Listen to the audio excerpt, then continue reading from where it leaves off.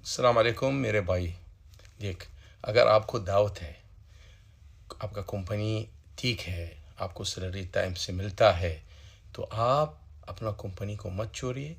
तो guys UAE में रहने वालों के लिए तीन बहुत बड़ी खबर सामने आ रही है। तीनों अपडेट के ऊपर आपसे बात करने वाला हूं। 2-3 मिनट का वीडियो है, लास्ट तक ज़रूर देखना ताकि आपको पूरी जानकारी मिले।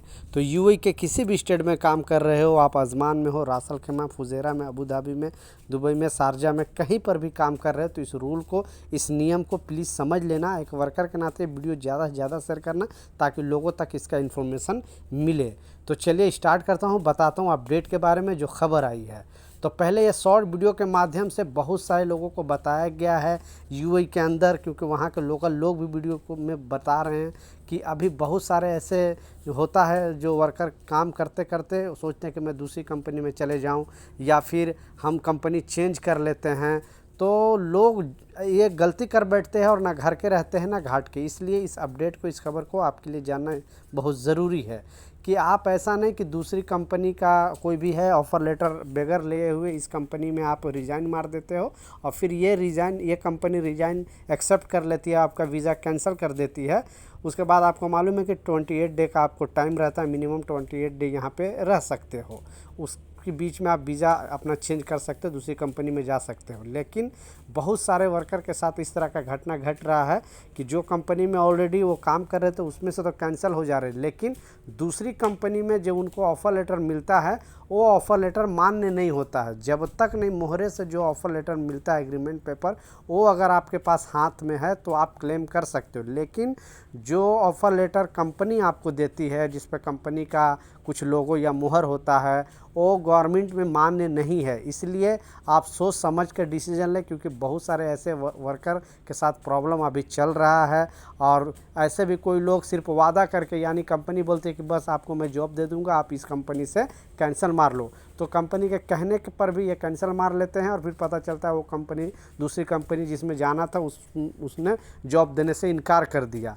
तो आप इस तरह का गलती ना करें, सोच समझ कर डिसीजन ले, और इस तरह का गलती करोगे तो बुरी तरह फंसोगे। तो इस बात का लाजिम ख्याल रखें।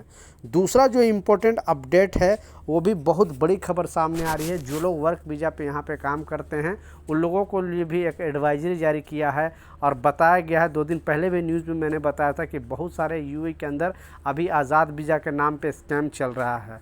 लोग आपके कैंप में आएंगे, लोग आपके रूम में आएंगे और फिर आपसे थोड़ा ताल्लुकात बढ़ाएंगे, बोलेंगे आप यहाँ पे कितना 700-800 दरहम या 1000 दरहम कमा रहे हो, इससे अच्छा आप अपना आज़ाद वीज़ा ले लो और आज़ाद वीज़ा लेकर आप महीने का आराम से 3000-4000 दरहम कमा सकते हो, घूम घूम कर काम कर सकते हो, आज़ाद रह सकते हो। तो दोस्तों देखिए, आज़ाद वीज़ा के नाम पे फ्रॉड हो रहा है अभी यूएई के अंदर बहुत ज़्यादा। इसलिए इस चीज़ का लाजिम ख्याल रखें। आज़ाद वीज़ा नाम का कोई चीज़ नहीं है। आप कभी भी गवर्नमेंट के कोई भी ऑथराइज पर्सन से आज़ाद वीज़ा का नाम नहीं सुनोगे।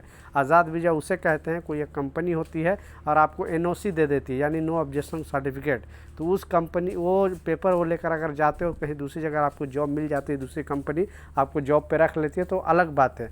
लेकिन यहाँ पे विदाउट एग्रीमेंट के किसी भी कंपनी में आप काम करोगे तो ये जोखिम है, वो कंपनी के ऊपर होता है। अगर वो काम करा के सैलरी नहीं देगा तो फिर आप कुछ नहीं कर सकते हो। इसलिए आपको कंपनी में रह के काम करना ही बेहतर है, क्योंकि बहुत सारे आज़ाद वीज़ा लेकर रो रहे हैं, वो परेशान हैं, ना उनको काम मिलता है। क्योंकि आज़ाद वीज़ा लेने के बाद सारा रूम का खर्चा, ट्रांसपोर्टिंग, खाने पीने का, आप बीमार पड़ जाते हो तो इलाज आपको खुद करना पड़ता है। इसलिए आप सोच समझ के इस तरह का डिसीजन लें, क्योंकि इस तरह के स्कैम भी बहुत सारे जो लोगों के साथ चल रहा है और लोग पैसे ले लेते हैं और वीज़ा के नाम पे उनको फ्रॉड कर देते हैं।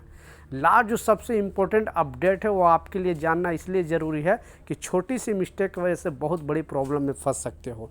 गवर्नमेंट ने थोड़ा दिन पहले अपडेट जारी करके बताया था कि अगर आप कोई भी कंपनी में, जो आपने देखा होगा, सीवी लेटर देते हो या एक्सपीरियंस सर्टिफिकेट देते हो या कोई भी ऑथराइज चीज़ देते हो जिससे आपको एक्सपीरियंस लगता है कि हाँ आप काफ़ी साल का एक्सपीरियंस है, तो उसमें अगर कोई भी गलत इन्फॉर्मेशन देते हो, क्योंकि ऑनलाइन अभी चेकिंग चलता है, मालूम है, ऑनलाइन चेक हो जाता है कि आपका ये जो डॉक्यूमेंट है असली है कि नकली है।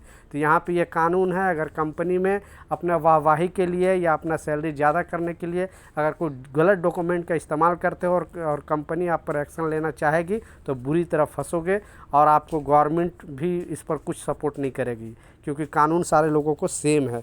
तो पहले जैसा होता था वैसा आप ना समझें। यहाँ पे जो आप जितने साल का एक्सपीरियंस है वही उसमें मेंशन करें, जितनी आपकी पढ़ाई है वही डिग्री आप इसमें मेंशन करें। उल्टे सीधे डिग्री ऐसा जो घूस लेकर डिग्री बनाते हैं या फिर उल्टे सीधे करके बनाते हैं, उसके चक्कर में पड़ोगे तो यहाँ नया अपडेट के मुताबिक बुरी तरह फंसोगे। तो इस चीज़ का लाजिम ख्याल रखना।